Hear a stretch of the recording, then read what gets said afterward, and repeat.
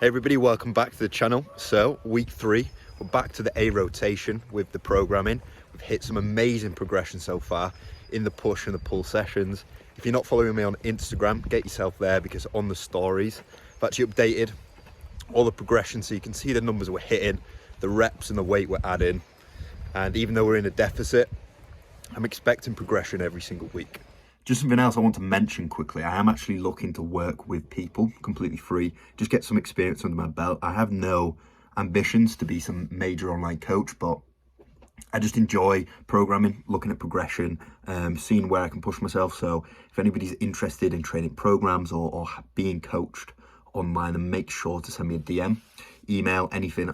Obviously, all this information is in the description, every single video. So go over to one of those, contact me if you're interested. So just as a little gauge, this is the program I have written out for myself. So we'll obviously establish a macrocycle. So how many days a week can you go? Which exercise do you like? And it will be completely tailor-made to yourself. So you see here, I have 12 weeks worth of training, all planned out. Obviously, we're in week 3. So this is week 1, week 2, all the weights are written out. And then in the middle of week 3, getting more information for you. Honestly, make sure you get in touch, because as you will see further in the video where I talk about progression, programming correctly and executing movements and pushing yourself with high intensity is honestly a game changer. I think by the end of the cut, when you see the difference I've made, I think that's when you're going to convert over and think, shit, he actually knows what he's doing. I want to take my training to the next level and make some progression like that. Firstly, I want to say thank you to everybody who's staying up to date with these videos.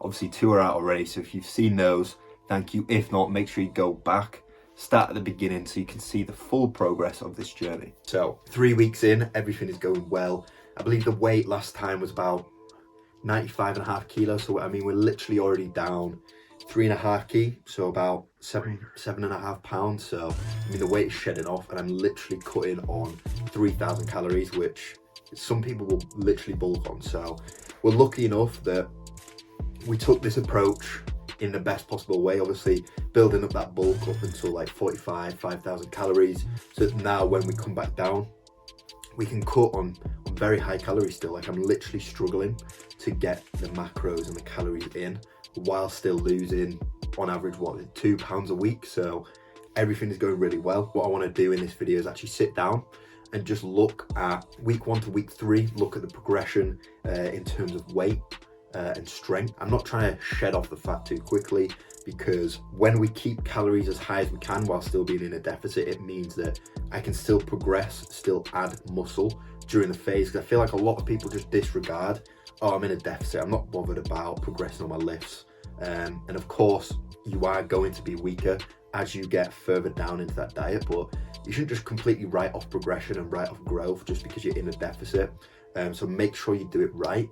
Otherwise, the whole purpose of what the deficit is pretty much just counterintuitive. If you just go too far down on your calories and you can no longer progress, you're actually regressing in your sessions, and you're losing muscle and fat. So by the end of it, the progress you built up in that bulking phase, you've literally just mitigated, because in the cutting phase, you haven't taken it properly.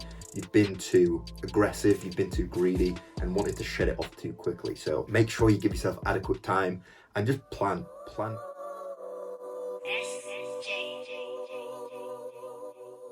I told everybody life's just shit, and it's showing me they laugh shit too. Saying I should make a laugh shit too, cause they hear what I say and they like it too. Let me tell you what I've been through. Let me tell you all my life just shit. Aye.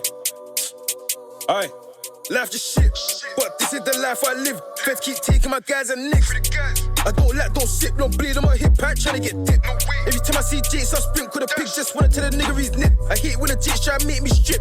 Facts, why you wanna see my dick? Facts, this is the life I live, I hate, but I still love the life I live. I gotta grip that, take that risk, I ain't tryna get turned to a name and prison. And I really had enough of this shit.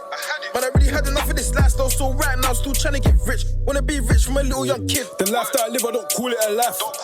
I just call it survival. I had to dodge Jake's 2 balls in my knife. I'm a little bit tapped. I used to walk with a Bible. I'm praying that I got something down that day. I protect my life from the rivals. The pain in my chest don't heal. There's a lot of darkness where my heart should live. Only 8 years old when I knew it weren't nice, cause he lost his life. My bro got dipped. Had to see my older bro turn skits. Had to see my other bro get nicked for an M, man. I really couldn't cope with shit. Then I lost my mum, I was pissed. This was all before I turned 18. You niggas don't know about pain. I know pain, and the pain that I know is deep. It hurts and I can't even speak. Who should I tell, don't cry? That's a fucking lie. Have you ever felt so much pain that your lips just shake and your eyes won't dry? Your heart just aches and your eyes won't lie. When you smile through the pain or try. Oh my, oh God, I got a praise in the name of God. I know people's brains couldn't take this loss. Life's just mad. It really made a good guy turn bad. The truth is my environment's sad. Can't put my knife down cause I might get shit. But this is the life I live. Feds keep taking my guys and nicks. I don't sip, don't bleed on my hip pack trying to get dick. Every time I see Jakes I sprint with a pig. Just wanna tell the nigga he's nip. I hate when the Jakes try to make me strip. Facts, why you wanna see my dick? Facts, this is the life I live. I hate but I still love that. So I just wanted to include a section in this week's video where we actually run through the progression we've been making since week 1 to now. Obviously we're ending the 3rd week, so not much, but we've just come back around to the A rotation. So I'm going to run through the numbers we got week 1 and then the numbers we got week 3. So I don't actually have my weight logs on this one in terms of body weight, but to put it into perspective, I believe on Monday of this week I was 95.5 kilo. So that is about 3.5 kilo down from the heaviest. So remembering that on A rotation, I was 3.5 kilo heavier, and was obviously on higher carbs, higher food, but we still managed to make the progression needed. So if we look now on the screen, the main thing we're focusing on is the left hand side, so the A rotation is there. You'll see on push A, we started off with reverse banded overhead, did the top set 60 kilo for 5 reps, and then went back down to 50 kilo for 10 on the back off. Now when we came back round to it, push A again, we got 60 for 8, so we added 3 reps there, and then when we went to the back off to 50, we added 5 there. Now just to add on top of that, when I did 60 the first time on week 1, the 5 was literally an all-out set. Like the 5th one was an absolute grueler. This time round, the 8 was easy. I added a 3 and I could have got 1 or 2 more, but I wanted to leave room to progress as weight goes down further, as food comes down. So just leave some wiggle room. And then I went all out on the back off, which is why I managed to add an extra 5 reps. So what I've done there is because on the very first week, I was at the bottom end of both rep ranges. So of course, the first set is 5 to 9. So I was obviously at the very bottom. Second set is 9 to 15. Again, I was at the very bottom of the rep range there. So this time round, we've gone back round for the same weight. So we've gone to the top end in both sets. So obviously the 5 to 9, we got 8, so on the upper end. And then the 9 to 15, we got 15, so we're at the very, very top there. So next time round we'll go in, I'll probably try and hit for my top set 62.5 or 65. And then again with the back off, come down to probably 52.5, 55, because both those sets are ready for weight to be added. Now looking at the second exercise, I believe pec deck, we got 93 and 73. What was the reps? 8 and 12.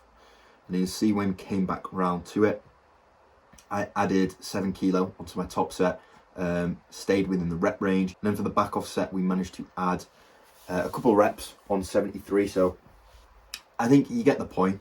Obviously progression is being added, weight and reps are being added, regardless of the fact that we are in a deficit, regardless of the fact that fatigue has been accumulating. Now, I just want to talk through the reasons why this is and how important programming is. So when we start a new program, yes, we have a base amount of strength. Like any sort of overhead movement you do, you'll have a base amount of strength, but there's these smaller muscle fibers you're recruiting that are different for each exercise that you do regarding a press exercise. So we just needed to make sure that our body got used to the reverse banded overhead press, for example. So that first week, our body's getting used to it. Second week, we come in and we really see our strength potential on that. So yes, we've had some great progression coming into the second rotation, but I'd imagine from now on, that progression isn't going to be as crazy as it was. And this is exactly why, as I was saying, I do have 2 sets with different rep ranges, so a top set and a back off, because let's say I was to go in,